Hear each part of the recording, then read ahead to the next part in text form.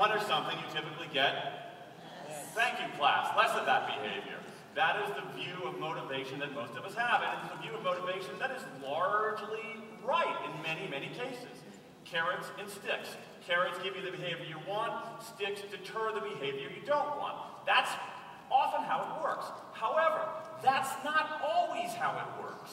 That's not always how it works. Now, what I've done over the last couple of years is gone into, it turns out there's a science of motivation. A science of motivation. For the last half century, social scientists of all stripes, psychologists, sociologists, even some biologists, many economists, have looked at in field studies and in laboratory experiments what really motivates people. What really motivates people? And here's what they found. I'm not going to torture you with 50 years of science. Instead, I'm going to give you the kind of the Reader's Digest condensed version of that. And if you're under 35, just go to Wikipedia to find out what that means. I'm going to give you the Reader's Digest condensed version of it, okay? I want to give you 50 years of social science in about 60 seconds. Here's what the science says clearly, unequivocally, not even close. Here's how it goes. For simple tasks, the classic set of motivators that we use in organizations and in schools, what I call if-then motivators, as in if you do this, then you get that. If-then motivators. If you do this, then you get that. For simple tasks, they work really well. They are awesome. They get you to focus on the task, zoom straight ahead. They're really, really good. However, the science is equally clear that for more complicated tasks, more complex tasks, tasks that require creativity, those kinds of motivators, the classic kind of motivator we use in organizations, if you do this, then you get that, they just don't work very well. And what's frustrating is it's not even a close call in the science. And what's doubly frustrating is a lot of times in our organizations when we see those carrot and stick motivators demonstrably fail before our eyes, when we see them often fail in our schools before our eyes, as we're getting a lot of evidence of lately, when we see these carrot and stick motivators fail before our very eyes, our response isn't to say, man, those carrot and stick motivators failed again, maybe we should try something different. Instead, our response is to say, man, those carrot and stick motivators failed again. Looks like we need some more carrots. Looks like we need sharper sticks. And it's taking us down a fundamentally wrong path. When I say wrong, I mean wrong in a hard-headed way. Wrong in the sense that it goes against the science of motivation. Now, I want to show you one study, okay? So I just gave you 50 years of science in 60 seconds. If-then motivators, great for simple tasks. Turning the same screw the same way on an assembly line. Adding up columns of figures, memorizing strings of digits, stuffing envelopes. Terrific for that kind of work. Less terrific for work that requires creativity, conceptual thinking. I want to give you one study here. I'm going to give you one interesting study that I think both demonstrates this point and then charts a way to do things better. Okay, so it's a study done by a remarkable researcher from Harvard Business School named Teresa Mobley. What she did is this. I'm convinced that if you look at what some of the innovations that David was describing up there, the folks, even though they're nominally in the field of technology, they're operating like artists. What do artists do? Artists give the world something it didn't know it was missing. And that's what the best technologists do, the best scientists, the best entrepreneurs. They give the world something it didn't know it was missing. And that artistic ability is important even if you're not in the arts per se. So let's talk about what motivates artists. And Teresa Mobley did a really remarkable study of this. Here's what she did. She got 23 artists, painters and sculptors, and she had them randomly select 10 commissioned works and 10 non-commissioned works. Got it? 10 commissioned works and 10 non-commissioned works. So 20 works in all from each of these 23 artists, 460 works of art, paintings, sculptures, works on paper. Then she gathers a collection of art experts, museum curators, gallery owners, art historians, other artists, and say, please evaluate these works of art. Please evaluate these works of art. They don't know where they came from. Just evaluate these works of art. Here's what she says. Our results were quite startling. Now, for those of you, most of you I'm sure don't read social science papers, this is about as exuberant as it gets, all right? This is akin to jumping up and down like you want a car on Price is Right, all right? Our results were quite startling. The commissioned works, she says, were rated as significantly less creative than the non-commissioned works, yet they were not rated as different in technical quality. That is, let me flip it another way. The commissioned works were just as good on the technical level, but on the creative side, the non-commissioned works were almost invariably much higher rated in creativity. Now this makes some business people a little bit uneasy, because I've had business people say to me, how can this possibly be? How can this possibly be? In a commissioned work, you're going to get paid. In a non-commissioned work, you're just splattering paint on a canvas. How could that be more creative when you have no motivation? And I think this tells us a lot about the path forward. Say you're an artist. I can give you two kinds of commissions. I can say to you, Fred, I love your painting. I'm going to pay you $8,000 for a painting. Go do something amazing. Or I can say, Fred, I love your I'm assuming there are painters named Fred. Fred, I love your paintings. I'm going to give you $8,000 for a painting, but Fred, here's the thing. The painting needs to be about this big. Oh, and Fred, I've got kids, so no scary imagery. Oh, and Fred, I've got a green couch, so it can't really clash with that. Oh, and I need it on Tuesday. Constraint, constraint, constraint, constraint, constraint, control, control, control, control.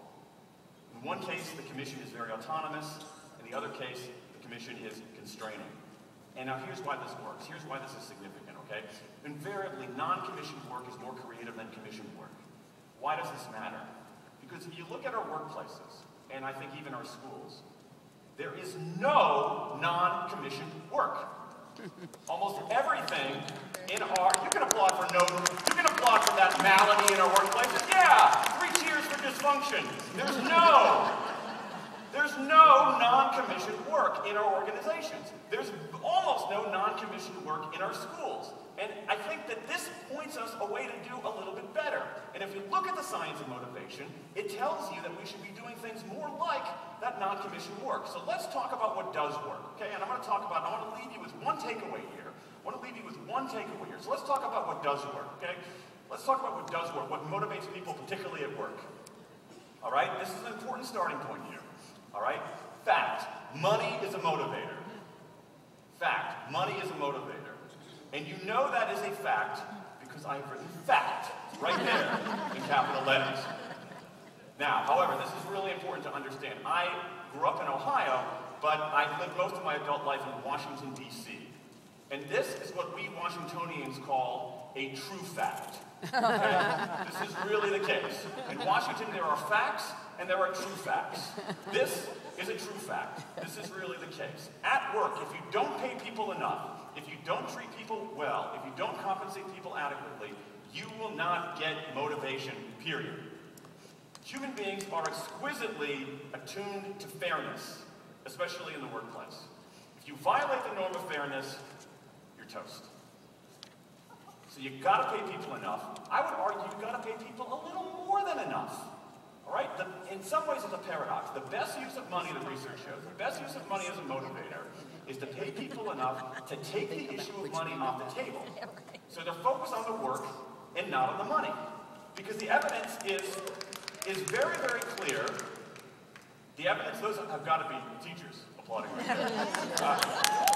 The evidence is very, very clear. I mean, just as a digression, I mean, this is what we should be doing with teachers. We should be, instead of this performance pay, which demonstrably doesn't work. The first study out of Nashville showed that pay for performance for teachers had 0 effect on student outcomes. 0. That's a pretty low number in the research. 0. I think the better solution is to pay teachers a higher base salary, make it easier to get rid of the really bad teachers, and give the teachers more autonomy. I think that's a much better solution there. Anyway, I digress. So pay people enough to take the issue of money off the table, because holding out additional units of money has very little effect on additional units of satisfaction and performance. What does affect satisfaction and performance? It's 3 things. It's autonomy, mastery, and purpose. That's what provides enduring motivation, particularly for creative work. A sense of autonomy, a desire to get better at something that matters, and connecting what you do to a larger purpose. Now, I'm going to talk only about autonomy because, again, I want to focus on this one issue because I want to actually give you a mission at the end of this. I want to give you something to try to accomplish in your schools and in your organizations. So let's talk about autonomy. Now, to understand autonomy, we have to take a step back. To understand autonomy, particularly in our businesses, we have to take a step back. And we have to scrutinize this word right here, management. Management. Now, as I mentioned, I live in Washington, D.C. So you drive around Washington, D.C., and you will see the Potomac River. Now, Potomac River is a glorious sight. I like looking at the Potomac River. It's beautiful to see. It's majestic in its own way. But here's the thing. Very few of us, when we look at, say, the Potomac River, say, where did that river come from? I mean, if you're a geologist, you might wonder that. If you're a geographer, you might wonder that. But civilians just say, well, it's always been here, right? That's unfortunately how we think about management. It's always been here. But here's the thing. Management did not emanate from nature. Management wasn't handed to us from God. It's something that some guy invented. It is a technology. It is a technology for organizing people into productive capacities. It's a technology from the 1850s. How many 1850s technologies did you see in David's presentation? How many 1850s technologies do you use in your own day-to-day life? Any of you have a wireless device? Carry around a wireless device? Many of you? For how many of you is your wireless device a telegraph? An 1840s technology. Management is a fundamentally outdated technology for certain things because the whole point of management is to get compliance. The whole point of management is to get people to comply. That's what it's designed for, compliance, to get people to do what you want them to do the way you want them to do it. We want some compliance out there, no question. But more and more, if we want creativity, we want engagement. We want engagement, not compliance. And the way that human beings engage is not when they're controlled, not when they're managed, not when they're incentivized. The only way you engage, the only way I engage is we can get there under our own steam. That is how human beings engage, particularly in the workplace. And if you don't, and for some of the business folks who might be skeptical about this, let me just ask you a question. Think about the best boss you ever had. The best boss you ever had. Think about the best boss you ever had. Ask someone to describe the best boss he ever had. You very rarely hear people describe the best boss they ever had like this. Oh, she was awesome. She was a great boss. She breathed down my neck the whole time. She told me exactly what to do and how to do it. She gave me no discretion. You hear the music. You hear different lyrics, but you hear the music of autonomy. And what we're seeing over and over again, both in the science and in best practices, is that if you want creative work from people, if you want people to do amazing things, you got to give them autonomy over the important aspects of their work. Over their time, when they do what they do, over their task, what they actually do, over their team, who they do it with, and over their technique, how they do it. When people have autonomy over these aspects of their work, they do more creative work. Let me show you a few examples that shows that this is not this theoretical construct, but is actually taking place in some of the highest performing businesses of our day. Let's go to this company right here, Atlassian. Atlassian is an Australian software company, and they do something really cool. Once a quarter, they say to their software developers, go work on anything you want, as long as it's not part of your regular job. Do it the way you want, do it with whomever you want, okay? Autonomy over technique, autonomy over team, do whatever you want. The only thing we ask is that you show what you've created to the rest of the company on Friday afternoon in this fun freewheeling meeting. They call these things FedEx days because you have to deliver something overnight. It turns out that this one day of intense, undiluted autonomy has led to a whole array of fixes for existing software, a whole array of ideas for new products that had otherwise never emerged. Now, this is not dangling a carrot saying, hey, if you come up with a great idea, I'll give you a little carrot. It's saying, you probably want to do something amazing, let me get out of your way. It's worked so well, in fact, that they've upped the ante to something called 20% time, where now at this company, people can spend 20% of their time working on whatever they want. Now again, this is very hard-headed. They don't sign away the intellectual property rights to what's created during that 20% time, but what they're doing is they're carving out these small little spaces of non-commissioned work. Small spaces of non-commissioned work. 20% time, you probably are more familiar with it, most familiar with it from Google. Google has been doing 20% time since its inception, and believe me, Google